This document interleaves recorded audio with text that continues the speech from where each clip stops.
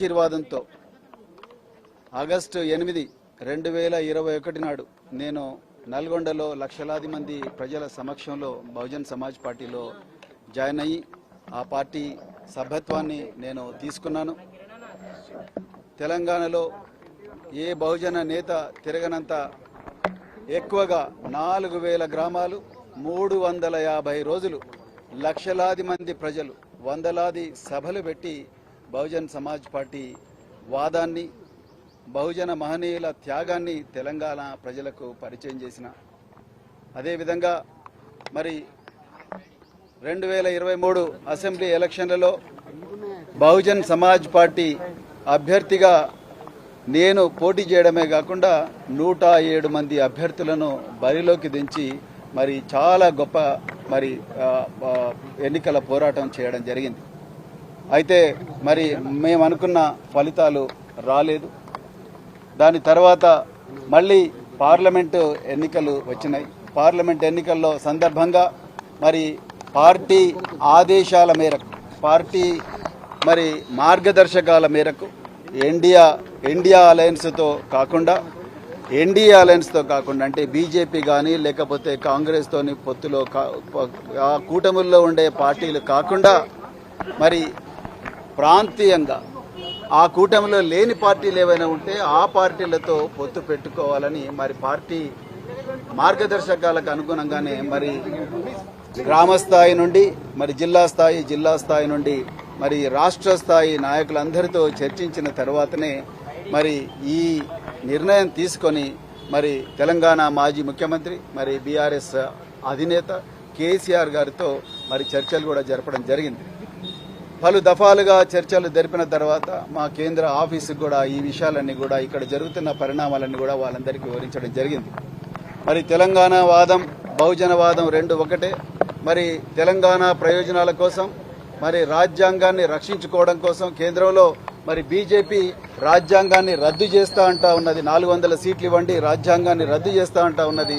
రాజ్యాంగం పోతే ఇక్కడ తెలంగాణలో మాత్రమే కాదు దేశంలో కూడా బహుజనులకు అన్యాయం జరుగుతుందన్న మరి ఆందోళనతోని మరి ఈరోజు భారత రాష్ట్ర సమితితోని మేము మరి పొత్తు పెట్టుకున్నాం. వారు మాకు 2 సీట్లు కేటాయించడం జరిగింది. మరి ఆ 2 సీట్లు కేటాయించిన తర్వాత నిన్న అఫీషియల్గా మా కేంద్ర సమన్వయకర్త అనుమతితోనే నిన్న అఫీషియల్గా మరి ఇరు వర్గాల అప్రూవల్ వచ్చిన తర్వాతనే నిన్న మరి మేము నాగర్ కర్నూలు నియోజకవర్గం నుండి హైదరాబాద్ నియోజకవర్గం నుంచి పోటీ చేస్తామని కూడా ప్రజలకు ప్రకటించడం జరిగింది.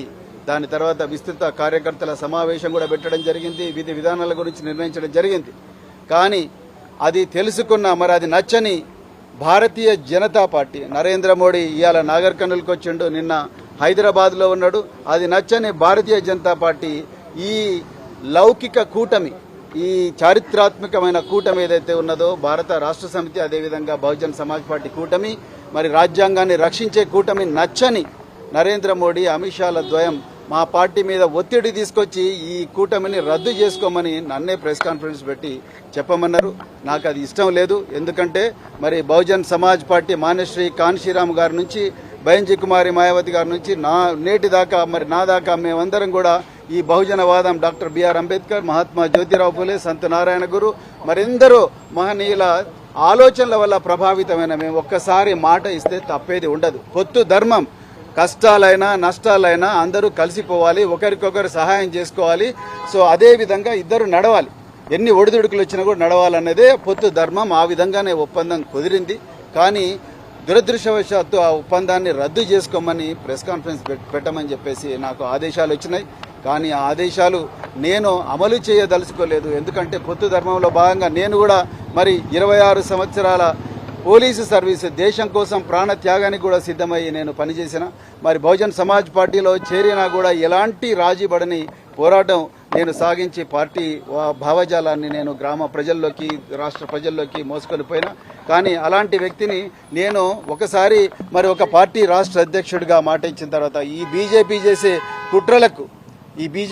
కుట్రలకు బీజేపీ రాజ్యాంగాన్ని రద్దు చేయాలన్న కుటిల పన్నాగాలకు తలొగ్గి నేను చేస్తే ఈ దేశంలో బహుజన ప్రజలకు నేను అన్యాయం చేసిన వాడిని అవుతా. అందుకొరకే నేను మరి ఈరోజు నేను రాజీనామా బహుజన్ సమాజ్ పార్టీ సభ్యత్వానికి నేను రాజీనామా చేయడం జరిగింది. తెలంగాణ ప్రజలందరూ కూడా ఈ నిర్ణయాన్ని మరి స్వాగతించాలని చెప్పి నేను కోరుకుంటున్నా. నేను తెలంగాణలో బహుజన ప్రయోజనాల కోసం, అదేవిధంగా మరి తెలంగాణలో ఉండే బహుజన ప్రయోజనాల కోసం, దేశంలో రాజ్యాంగాన్ని రక్షించడం కోసం, లౌకికవాదాన్ని బతికించడం కోసమే నేను ఈ నిర్ణయం తీసుకున్నా, ఇంకొక ఉద్దేశంతో కాదు. మరి నాకు ఇంత చక్కటి అవకాశం 2.5 సంవత్సరాలు నన్ను సొంత తమ్మునిగా భావించి నాకు అవకాశం ఇచ్చిన బహన్జీ కుమారి మాయావతి గారికి నా హృదయపూర్వక పాదాభివందనాలు తెలుపుతున్నా. అదేవిధంగా తెలంగాణ నా తోడుగా ఉన్న మరి ఎండనక వాననక రేయనక పగలనక నాతో పాటు తిరిగిన ప్రతి కార్యకర్తకు కూడా నేను హృదయపూర్వక పాదాభివందనాలు తెలుపుతున్నాను. ఇప్పటికి కూడా నేను బహుజనవాదినే, నా గుండెల్లో బహుజనవాదం ఎప్పుడు కూడా ఉంటుంది. కానీ ఒక్కటి మాత్రం చెప్తున్నా, నేను ఎలాంటి ఒత్తిళ్లకు తలొగ్గను. ప్రాణం పోయినా సరే రాజ్యాంగాన్ని రక్షించుకుంటాం, రాజ్యాంగాన్ని కాపాడుకుంటాం. రాజ్యాంగ విలువలు జస్టిస్, లిబర్టీ, ఈక్వాలిటీ, ఫ్రాటర్నిటీ ఏవైతే విలువలను బాబాసాహెబ్ అంబేద్కర్ గారు చెప్పినరో, మానేశ్రీ కాన్షీరామ్ గారు ఏ విలువలైతే బోధించినరో ఆ విలువలను తప్పకుండా మేము కాపాడుకుంటాం, మా చరిత్రను కాపాడుకుంటాం. బహుజన ప్రజల కోసమే మరి రాత్రింబవలు పోరాడతామని చెప్పేసి సందర్భంగా చెప్తున్నా. సో నేను ఈ నిర్ణయం నేను స్వచ్ఛందంగా మరి ఈ రాష్ట్ర ప్రజల ప్రయోజనాల దృష్టిలో పెట్టుకుని తీసుకున్న. ఒక్కసారి ఒక ఒప్పందం జరిగిన తర్వాత ఆ ఒప్పందం అనేది మళ్ళీ ఆ ఒప్పందం నుంచి బయటికి రాకూడదు. అది కనీసమైన ధర్మం. అందుకొరకే నేను ఆ పని చేయడం ఇష్టం లేక మరి నేనే బయటికి రావడం జరిగింది. సో నేను మళ్ళొకసారి చెప్తున్నా, బహన్జీ కుమారి మాయావతి గారు బుక్కు మహిళ, మరి ఉత్తరప్రదేశ్ మాజీ ముఖ్యమంత్రి గారు, వారు నిజంగా చాలా గొప్ప వ్యక్తి. వారు నాకు ఒక చక్కటి అవకాశం కల్పించారు. వారికి హృదయపూర్వక ధన్యవాదాలు తెలుపుతా ఉన్నా. అదేవిధంగా బహుజన్ సమాజ్ పార్టీ నాయకులకందరికీ ధన్యవాదాలు చెప్తా ఉన్నా. మరి నేను త్వరలోనే నా శ్రేయోభిలాషులు, అదేవిధంగా నా అభిమానులు, నాతో కలిసి నడవాలనుకున్న అందరు వ్యక్తులతోని ఒకసారి సమావేశం జరిపి నేను అప్పుడు నా రాజకీయ భవిష్యత్తు మీద నిర్ణయం తీసుకోబోతున్నా అని చెప్పేసి చెప్తున్నా. మరి ఇంత చక్కటి అవకాశం ఇచ్చిన మీడియా మిత్రులందరికీ కూడా హృదయపూర్వక ధన్యవాదాలు తెలుపుతా. గురించి మరి మేము కేసీఆర్ గారితో ఇంతసేపు చర్చించడం జరిగింది. తప్పకుండా వారితో కలిసి పనిచేస్తాం.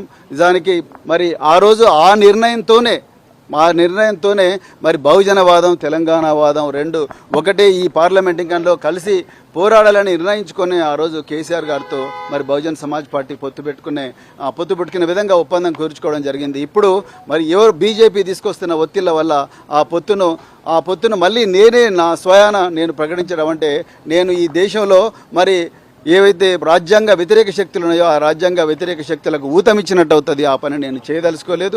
తప్పకుండా రాబోయే రోజుల్లో మేము కేసీఆర్ గారితో మరి బీఆర్ఎస్తో కలిసి పనిచేస్తామని చెప్పి ఈ సందర్భంగా చెప్తున్నాను. అది బహుజన్ సమాజ్ పార్టీ వాళ్ళు నిర్ణయిస్తారు, నేను చెప్పలేను. నేను ఆల్రెడీ రాజీనామా చేశాను. తప్పకుండా నడుస్తామండి, తప్పకుండా నడుస్తాం. అది